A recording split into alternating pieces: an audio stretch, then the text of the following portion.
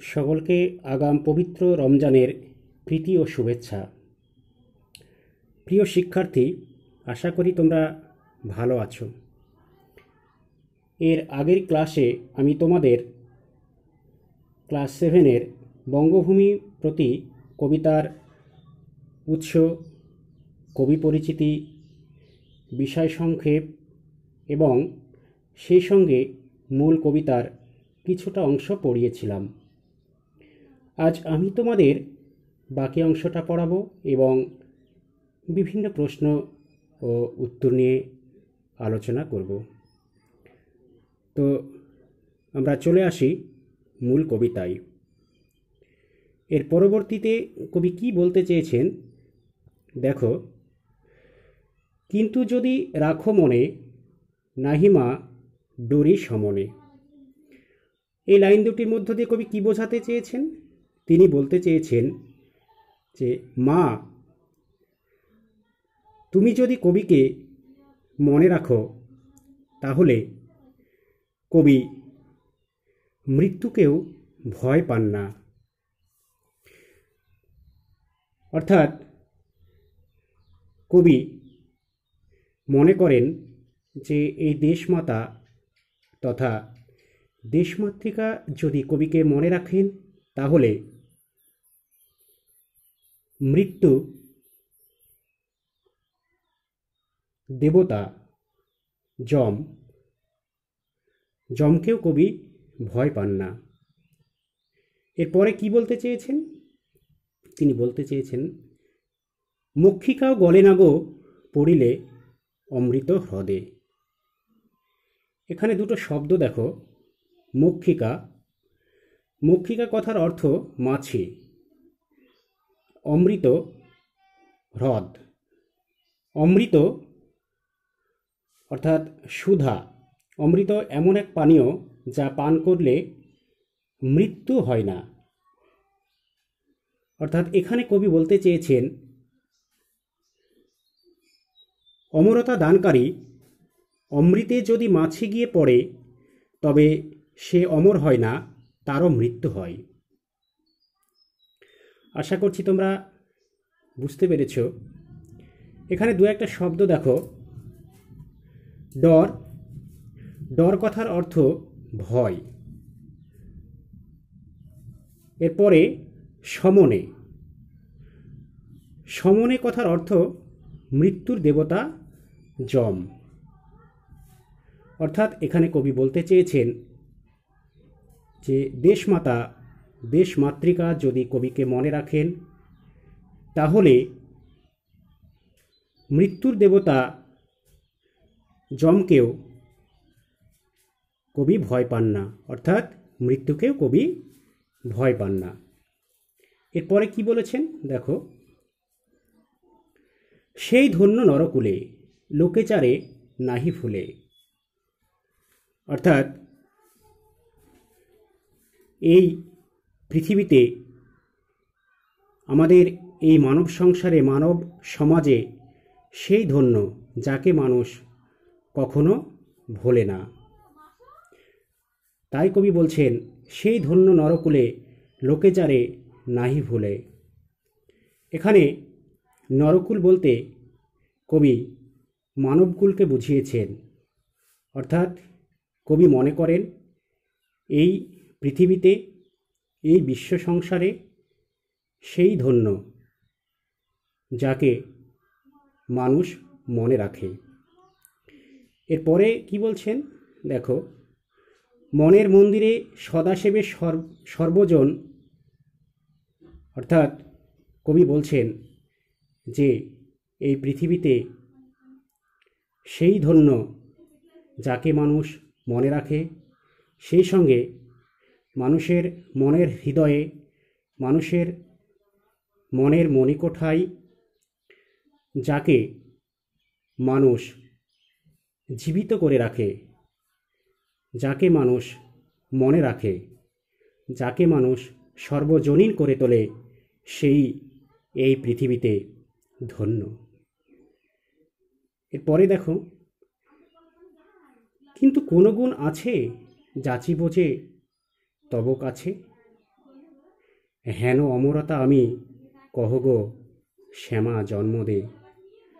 অর্থাৎ এখানে কবি বলতে চেয়েছেন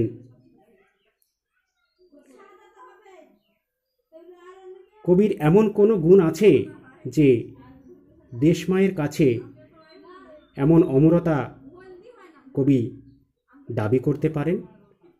তবে শ্যামা জন্মদাত্রী যদি তাকে দয়া করেন, তাহলে হে মাতৃভূমি, হে জন্মভূমি, তুমি আমাকে সেই অমরতা দান করো। এখানে দুটি শব্দ দেখো, অমরতা। আসলে কবির অমরতা আসলে কবি মানুষের মাঝে কবি সারা জীবন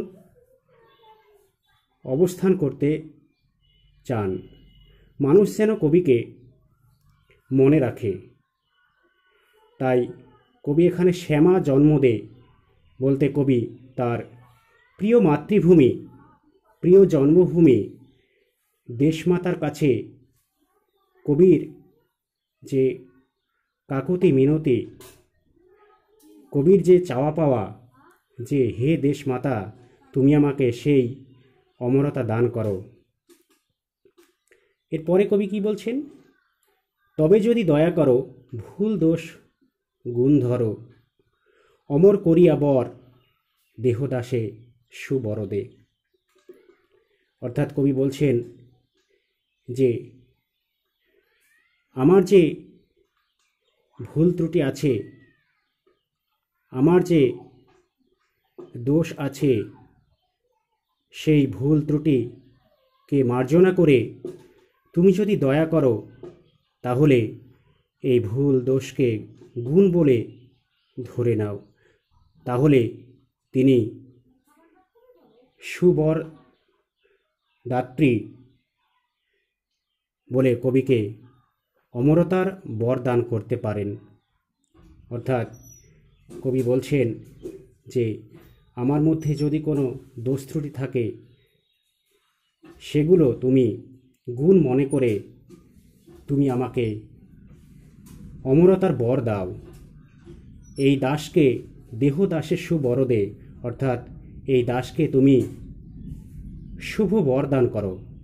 এখানে একটি শব্দ আছে দেখো, সুবরদে। সুবরদে কথার অর্থ হচ্ছে সু অর্থাৎ শুভ, বর দেন যিনি, অর্থাৎ বরদাত্রী। এখানে কবি দেশমাতাকে বুঝিয়েছেন। এরপরে দেখো কি বলতে চেয়েছেন, ফুটি যেন স্মৃতি জলে মানসে মা যথাফলে, মধুময় তামরস কি বসন্ত কি শরদে। অর্থাৎ এখানে কবি বলতে চেয়েছেন কবি যেন স্মৃতি জলে ফুটে থাকেন মধুমাখা পদ্মের মতো, বসন্তে কিংবা শরতে। অর্থাৎ কবি প্রিয় জন্মভূমি মাতৃভূমির কাছে অমরতার বর চেয়েছেন। সেই অমরতার বলে বলীয়ান হয়ে কবি যেন সকলের মাঝে, সকলের হৃদয়ে সারা জীবন অমরত্ব দান করে থাকেন। সেই সঙ্গে তিনি বলেছেন যে মানসে, অর্থাৎ মানব সংসারে, মানবকুলে, মানুষের মনে যেন তিনি স্মৃতিজল হিসেবে মধুমাখা পদ্মের মতো বসন্ত কিংবা শরতে সব সময় তিনি যেন প্রজ্বলিত হয়ে থাকেন, তিনি যেন ফুটে থাকেন। এই হচ্ছে বাকি কবিতার মূল বিষয়। আমি যে প্রতিটা লাইন ব্যাখ্যা তাৎপর্য সমেত আমি তোমাদের বোঝালাম, আশা করছি তোমরা বুঝতে পেরেছ। এরপরে দেখো আমি প্রশ্ন উত্তর নিয়ে কিছু আলোচনা করব। তার আগে আমি কবিতা পড়ানোর সময় বিভিন্ন শব্দার্থ নিয়ে আলোচনা করেছি। সেই শব্দার্থগুলা তোমরা বাড়িতে ভালোভাবে দেখবে। সেই শব্দার্থগুলো আরও একবার বলছি, দেখো। এখানে ডরি অর্থাৎ ডর, ডর শব্দ থেকে ডরি কথাটি এসেছে, অর্থাৎ ভয়। সমনে, সমনে কথার অর্থ মৃত্যুর দেবতা যম। মক্ষিকা, মক্ষিকা কথার অর্থ মাছি। অমৃত অর্থাৎ যা পান করলে মানুষ মরে না। এখানে অমৃতস্বরূপ হ্রদকে অমৃত হ্রদ বলেছেন। নরকুল, নরকুল কথার অর্থ মানবকুল। শ্যামা জন্মদে বলতে এখানে কবি মাতৃভূমিকে বুঝিয়েছেন। আর সুবরদে, সুবরদে বলতে এখানে সুবর অর্থাৎ শুভ বর দানকারী যে বা যিনি, এখানে কবি জন্মভূমিকে বুঝিয়েছেন। মানসে অর্থাৎ মানুষের মনে। মধুময় অর্থাৎ মধুমাখা, তামরাস, পদ্মফুল। এই হচ্ছে এই কবিতার শব্দার্থ। এরপরে আমি চলে আসছি এর প্রশ্ন উত্তর নিয়ে আমি একটু আলোচনা করব। তোমরা ভালোভাবে শুনবে। প্রয়োজন হলে তোমরা খাতায় নোট করে নেবে। এমিনতি করি পদে কবি কার কাছে কি প্রার্থনা জানিয়েছেন? এর উত্তর হবে, আসলে কবি দেশমাতৃকা বঙ্গভূমির কাছে প্রার্থনা জানিয়েছেন যেন দেশমাতাকে মনে রাখেন।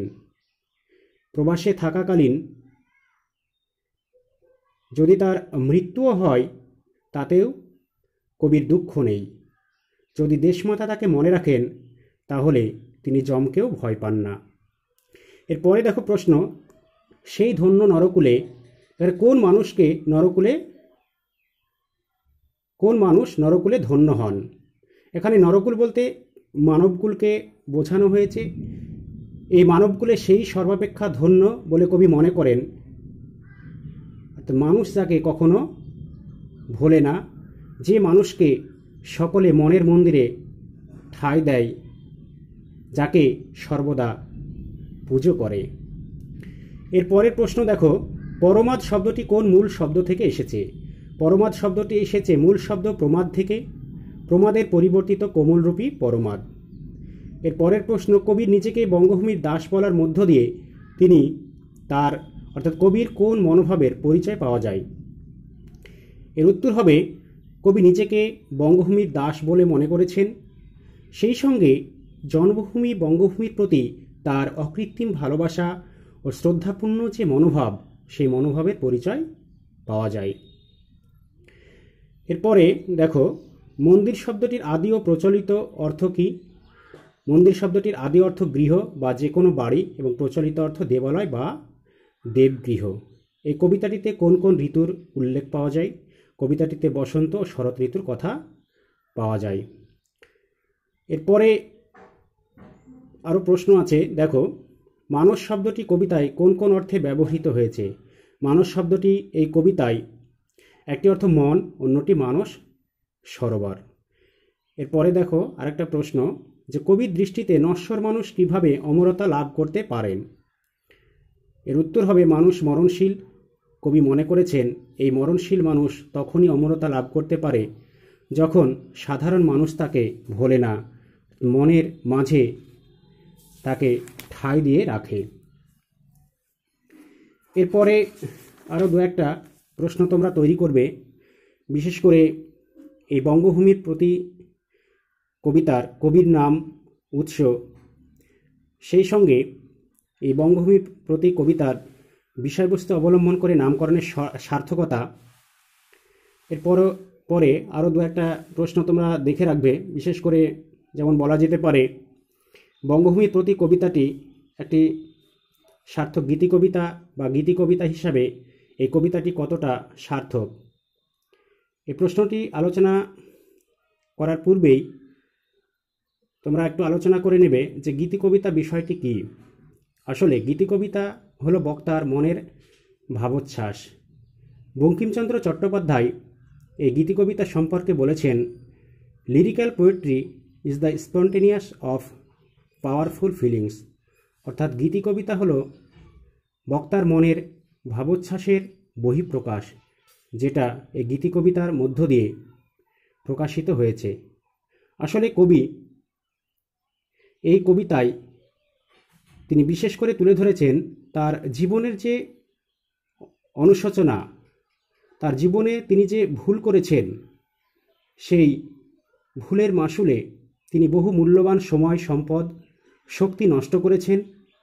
সেই সঙ্গে কবি তার মনের যে ব্যক্তিগত ভাব, আবেগ, অনুভূতি এই কবিতায় বিশেষ করে দেখিয়েছেন।